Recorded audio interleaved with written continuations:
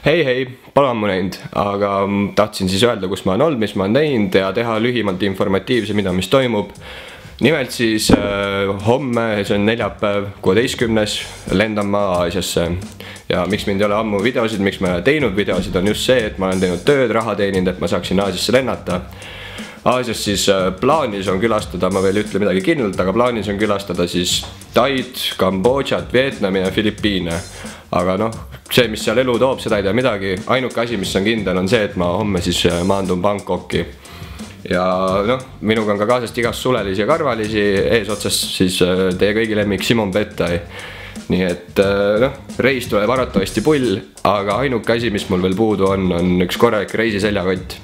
Ja ma mõtlesin, et noh, kirjutan siis paarile firmale ja õnneks tuli vastu selline tore firma nagu Matkasport, kelle juurest ma siis saan seljakoti. Nii et lähme vaatame Matkasporti ja äkki leiab just selle õige seljakoti mulle.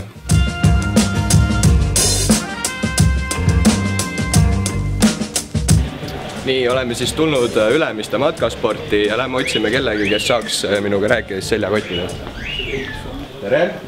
Tervist! Minu nimi on Gert ja sooviksin infot saada siis natuke seljakottideks, kuna olen minemas Kagu-Aasia reisile, siis sooviks teada, et üldse seljakottidest midagi, et saaks ise targemaks ja siis äkki leiame minule ka mingi ideaalse koti. No meil on kotte selles mõttes väga erinevaid, et meil on sellised tõsised matkakotid, suuremad, siis on meil ka päevamatkakotid, pisut väiksemad, kotte on palju. Sa ütlesid, et sa lähed Kagu-Aasia reisile. Aga mida sa sinna kaasa võtad sinna reisile?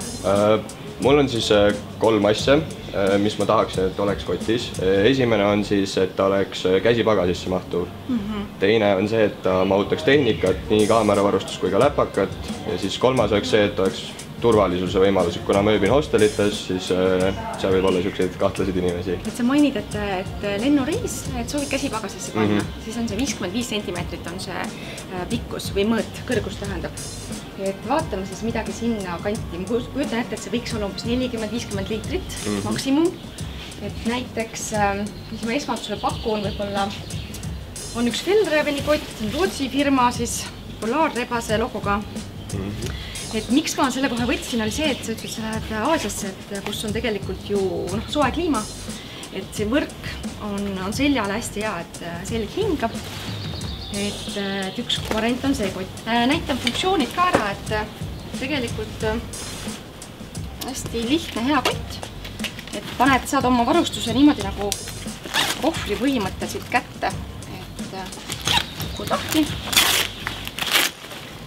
Praegu on siin kileses, et kenasti saad siia ära panna, paigutada. Joogitasku on siin, joogipudeli tasku. Siis tal on kaasas ka vihmakäte, et varustust kaitsta jällegi vihma eest.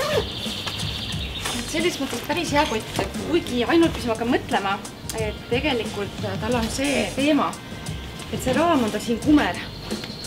Ehk et see probleem, kui sa ütlesid, et see läpaka võtad kaasa, siis see läpakas võib-olla nii hästi ei taha sinna istuda. See ei ole ideaalne lahendus tegelikult. Ja lukku ka väga hästi ei saa panna, nagu ma vaatan. Just, et ka lukku tegelikult ei saa, siis siin on selline üksik lukk, siin pool ka. Turvalukka nagu ka ei saa hästi panna. Aga vaatame siis edasi, et lähme siia poole.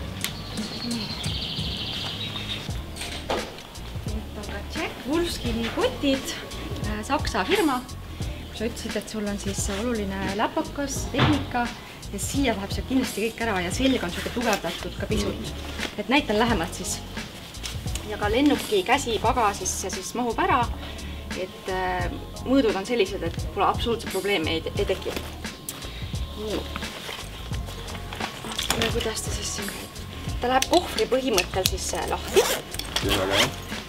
Et siit niimoodi, saad kenasti panna oma tehnika, riideid, siia eraldi võib-olla musta pesu, sokid, midagi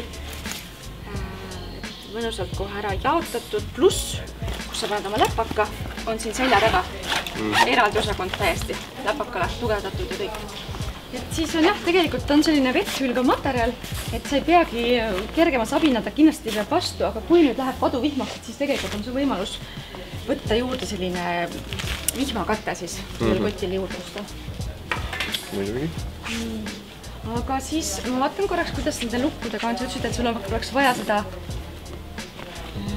turvatunnet. Just. Võt siit saaks küll tinasti turvata näiteks siit kohast ja ka siit kahest lukust. Nii et selles mõttes see võimalus on olemas. Ise saab endal koodi panna, mingi õnnenumbri valida. Teie pange kommentaaridesse, mis ma numbriks panen, et siis ikka pätid teaksid. Ja ma ei tea, mulle tundub, et see kott on tõesti ideaalne. Saab siit lukku külge valida. Ja mis aitäh teile, et aitasite mul valida õiget kotti. Ja ma loodan, et mu reis tuleb nüüd parem. Aga nauditavat reisi ja tule ikka tagasi kodumaale. Jah, aitäh. Nii, Patkaspordis käidud, sain siis sellise Jack Wolfskini seljakotti, mis tundub mega praktiline ja ta on ka mega mugav. Suur aitäh veel kord Patkaspordile, et nad mind toetavad selle reisiga ja teevad see palju kergemaks. Reisist siis nii palju, et ma üritan teile teha võimalikult palju videosid. Koos Simoniga muidugi meil alati see koostöö sööb nii hästi, et meil lihtsalt tuleb seal nii loomulikult. Iseasi on see, kuidas seal internetiga on, mul ei ole õrna aimugi, aga ma proovin need kohe uploadida, halvimal juhul ma pean seda lihtsalt peale reisi tegema. Aga jah, eks siis järgmises videos näeme, mis on siis juba natuke soojemalt maalt, kui siin pimedas Eestis praegu on. Nii et, tšau!